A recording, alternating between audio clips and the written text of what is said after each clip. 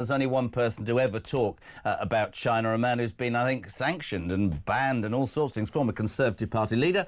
We say a very good morning to Sir Ian Duncan Smith. Ian, how are you? I'm fine this morning, Jeremy. Good programme. I really appreciate you being on. It's interesting because you've been banging on about China for as long as I've been banging on about it, probably longer. The hypocrisy of this man never ceases to amaze me. He stands up literally weeks ago and quite rightly says that China poses a national security threat, and he lands in Beijing this morning armed with a burner phone, although somebody did jokingly say yesterday, can you imagine having to tap his phone, the boringness of having to do that? Oh, but anyway... it's an extraordinary position. We know what this country can do. We know the fears that they garner, and yet there he is on bended knee for trade. Yeah, it's rather sad, actually, because I love this country and I'm very proud to be British, but there are times when I'm doubt that pride, because today is one of them. I don't know how this Prime Minister can go over to China on the basis that he has done, having already accepted that they pose a significant threat. We've had nothing but cyber attacks from them. We've had thefts of technology. They don't obey the World Trade Organization rules. These are just the commercial bits. For example, their bank will subsidize businesses to 100% of bid value, which is illegal under the World Trade Organization rules. They then say, well, they're not a full member because they're still a developing nation. Really? It's a newswoman to me. That's their excuse. And they go on, they use slave labor. So much of the product that we bought using solar arrays was made by slave labor. They're carrying out an eradication, a genocide, if you like, of the Uyghur in Xinjiang. The women are being forcibly sterilized right in front of this trip. The little children are being sent away to re-education camps. Do you remember where that came from? Good old Nazi Germany and Stalin's Russia. Yep. And the men are being sent to forced labor camps. It's happened in Tibet. Over 250,000 Tibetan men are in forced labor camps. And this forced labor has two aspects. First of all, it's a human rights abuse.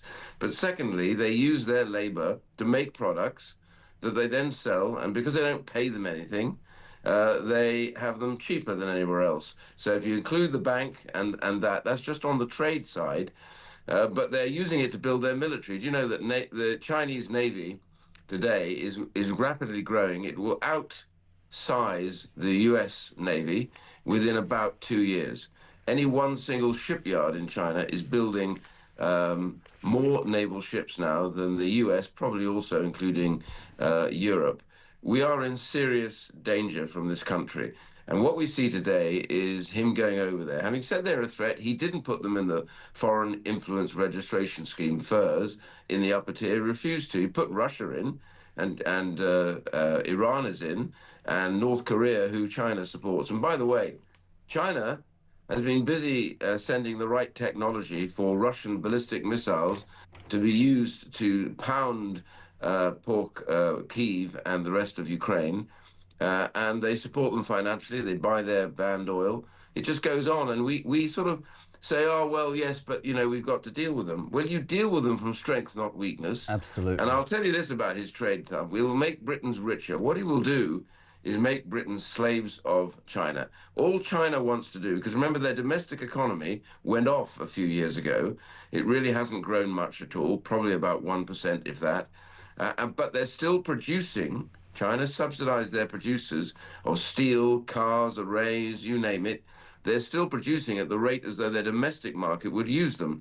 What do you think is going to go on with all that stockpiled set of goods? The moment we sign a deal, they're heading for Britain. We will not have a car industry left after that. We will not have a steel industry left because all their steel will pile in here, cheap steel. The result of all of that, as I said, will be the outcome of this. You know, when Lammy went over there, good old Calamity Lammy, what he did when he went there, and also the same went for the Chancellor, they came back with next to nothing. I think the Chancellor came back with 600 million. Oh, yeah, I remember that, 600 million, yeah. I mean, that pays for paper clips and half the financial services. It's nothing in the world of investment. And so this is our problem. And why is he doing it? Because they've screwed up the UK economy so badly that now businesses can hardly operate. Taxes are so high, and employment is now rising. All of that is we're going to get growth. No, you're not going to get growth. Every time we've done this, we do not get growth from China. They don't want anything from us. They just want to dump their trade with us. And if you add all the threats, that's one hell of a journey he's taking. It's an extraordinary way to... I mean, honestly, we should replay that. Your description of all of that. His blind admission this morning, you know, I'm going to make Britons richer. 3 months ago, he's saying 2 months ago, these people pose a threat to national security, allowing that super embassy, let's call it what it is, a super spy building, to be built in London. It's an extraordinary thing. And interestingly, and I was going to say it, and you've absolutely made the point, people would sit here and they go, well, why in the name of God are you going to do that then? What are you getting from cozying up?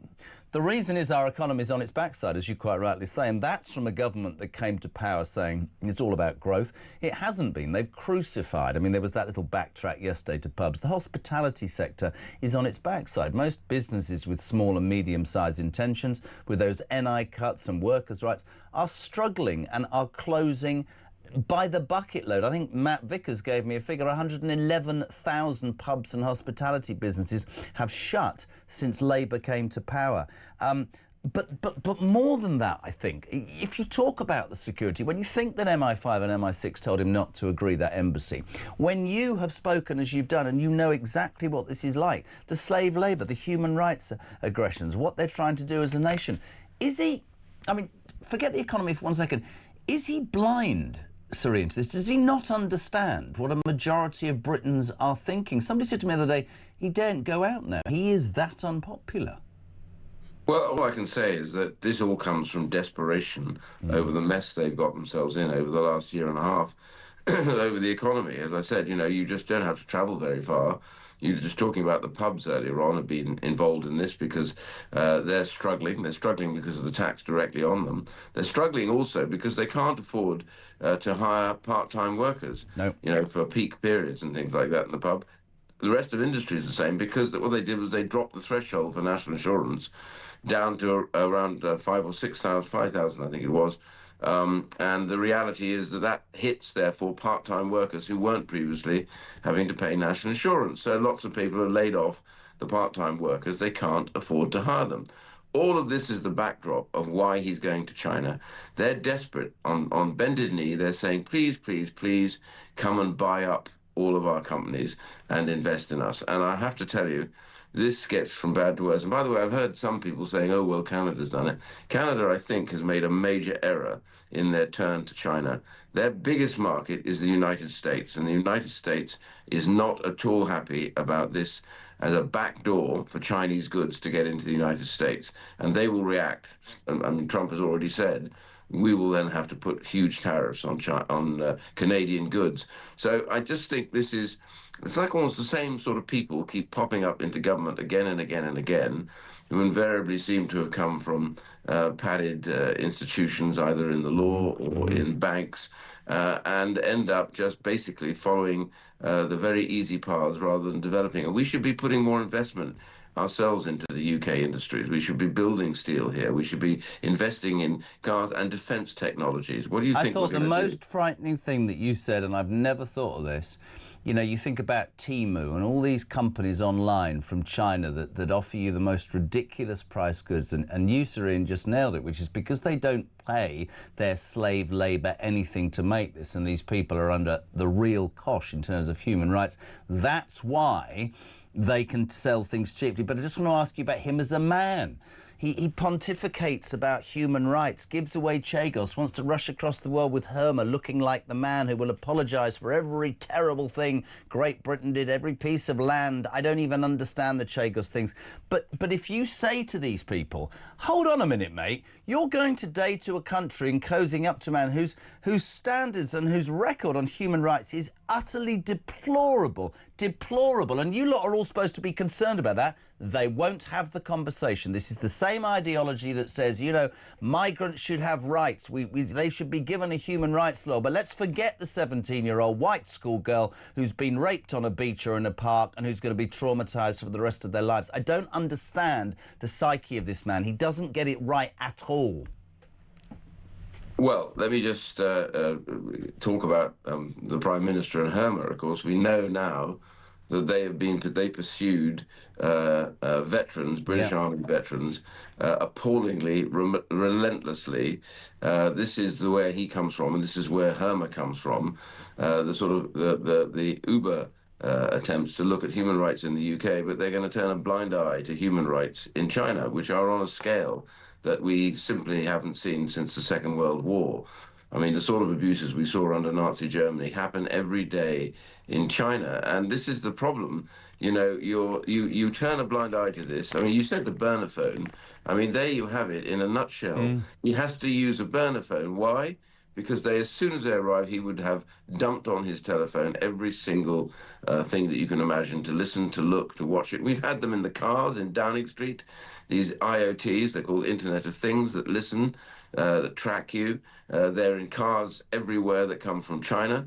They're in products about China. They have kill switches, we now know, on products that have come into the UK. It's one of the huge issue on buses, on all sorts of products that we've been buying in, from wind farms, as I said, to cars, etc.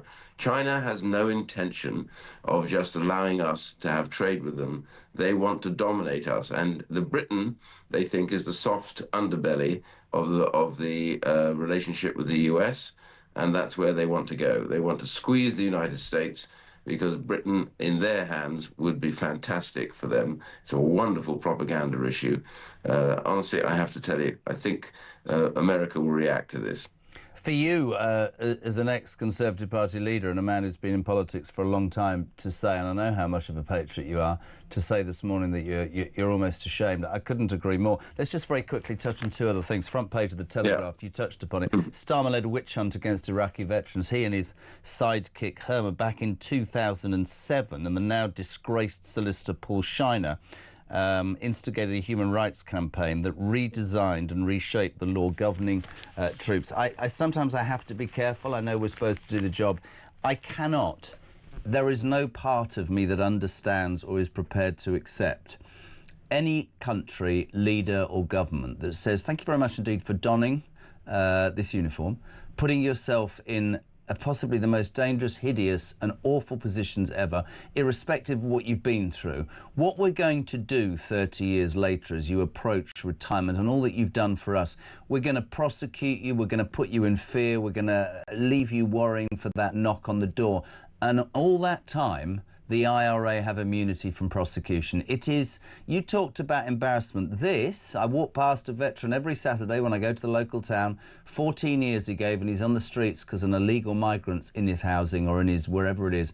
It's, I think, along with the rape gang inquiry, Sir Ian, I think it's the biggest stain that this country has ever. I think it is absolutely dreadful. Dreadful. Well, can I just say, I served in Northern Ireland, and I know how tough it was there to go and police a part of the United Kingdom as a soldier. It was not easy. It was tough, and the IRA were prepared to kill or maim those who had gone to serve. And now we see the last government, which I persuaded with others, to eventually make it impossible any longer for soldiers to be hounded in their 70s and 80s. To be hounded and hounded in these vexatious prosecutions that, as you saw the other day, won't go anywhere at the end of the day. There's no new evidence produced. And the reason the IRA get off is the previous government, the Blair government, gave them letters of comfort. And the reality is that you will very rarely get any serious prosecutions left on the IRA as terrorists because they never kept any records. The UK Army, the British Army, kept records. So that's why the prosecutions go ahead. And they've all been investigated previously. So this is what's happening. I mean, so the poor veterans, you know, I'm one of them, but the poor veterans that I meet, they're literally at their wits' end to say that their service is not valued. Nobody cares about them. And they think that this government, with, as I said, people who actually did vexatiously hound veterans when it came to Afghanistan, Iraq and others. I mean, it's astonishing. And the problem we've got is it's almost like Kipling's line, you know, it's Tommy this and Tommy that and chuck him out, the brute. but it's thin red line of soldier heroes when the guns begin to shoot. You know, that's where we are with this lot. They hound them, but when they need them, they send them off to do things. I was going to say, what does disgusting. this say to anybody who might be thinking about a career in the military? Just finally, before you go as well, the other big news story of the day, Sir Ian, Shabana Mahmood yesterday admitting that the one-in, one-out scheme that was lauded in August last year is shambolic. They gave some figures which I absolutely refute. We can absolutely categorically tell you that since this was launched, one in, one out, in August, 21,000 people have come in, and a handful have gone out. This is an absolute disgrace. And I just wanted to ask you, because I said this earlier to Matt, I think there's a distinct lack of will amongst many politicians to deal with this issue. We can talk about Rwanda, it should have been quicker. We can talk about making deals with other countries like Albania, that should have, I would have thought, been a focus. But again, like the veterans, I don't think this government has any understanding about the depth of anger there is in this country to this situation, and it's appalling.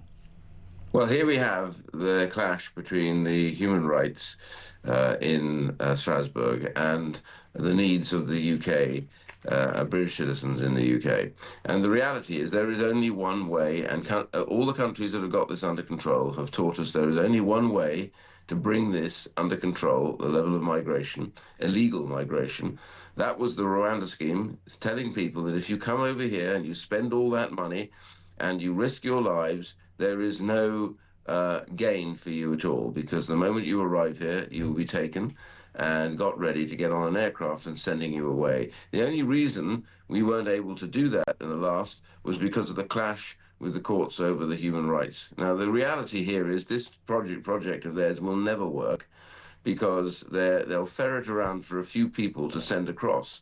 But, you know, you can see that the guys that want to come over here and would risk everything and spend money for it, they're not going to sit there and go, oh, my goodness, hang on a second, if we go over there, you know, out of this 1,000 of us that are here, we might have 3 that would come back. Oh, my God, we can't do that. Quite the opposite. They say, well, the risk is still less than the reward of being in the UK and illegally working. So the only answer is, once they really see numbers going over there, going away, not to France, but going to somewhere else, that's how the project would work. It worked in Australia, it's worked elsewhere. I just also make what they get here unobtainable. I'd make it harder. I believe we're seen as a soft touch. We go on about routes, and we go on about, you know, destroy the lanes and all that. The fact of the matter is, those 27 that were bussed into Crowborough the other day, within 3 hours at 9 o'clock in the morning, had seen a private GP. At 11 o'clock, they were given a mobile phone. I bring it back to what I always bring it back to. If you're listening to this right now and you're sat on a motorway, or you're coming off a night shift, or you've got a 12-hour shift on the way, you're going to think, why do I live my life properly? Why do I go to work? Why do I pay tax? Because actually, I haven't had a new phone in 5 years. It's not right. It's not right at all. Well, it's not. And I say the one thing you have to have in this whole programme of dealing with illegal migrancy is you've got to have a way out. And the way out has got to be, at the end of the day, that those individuals illegally here are turned around as quickly as possible and then sent away because they are illegal. And if you're illegal, you shouldn't be able to stay in the UK. And when Australia did it, it killed off the Vietnamese boat problem that they had straight away. And that's exactly right. If they believe that's going to happen, do you remember when we first announced it? Suddenly, lots of them, illegal migrants, managed to get across the border into Ireland. And they were camped out in Dublin and everywhere else. Which said that the deterrent was going to work. Absolutely, completely. So there's your answer. Now, most people wouldn't be brave enough to say this, but you know me. Sir Ian Duncan Smith, former Conservative Party leader, the voice of China, amazing. We've talked one in, one out. We've talked about all sorts of things. Today, or rather yesterday, Shabana Mahmood said the naughtiest thing she's ever done as a teenager was having a drag on a cigarette. We all remember that appalling interview in 2017 when former PM Theresa May said the naughtiest thing she'd ever done was to run through fields of wheat. What's the naughtiest thing Sir Ian Duncan Smith has ever done? Well, I'd like to draw a veil over those things. When I was about, I don't know, about 8 or 9, I do remember with a friend deciding that what our purpose was to climb over the fences at the bottom of the garden and then climb through all the other gardens and set them up so that when they came out in the morning, they would wonder what the hell had been going on until we were actually chased out of it on 2 or 3 occasions. Good man. Listen, yeah. it is always a pleasure to have you on, my friend, and you're absolutely spot on about China. We thank you so much indeed. Former Conservative Party leader Sir Ian Duncan Smith on Breakfast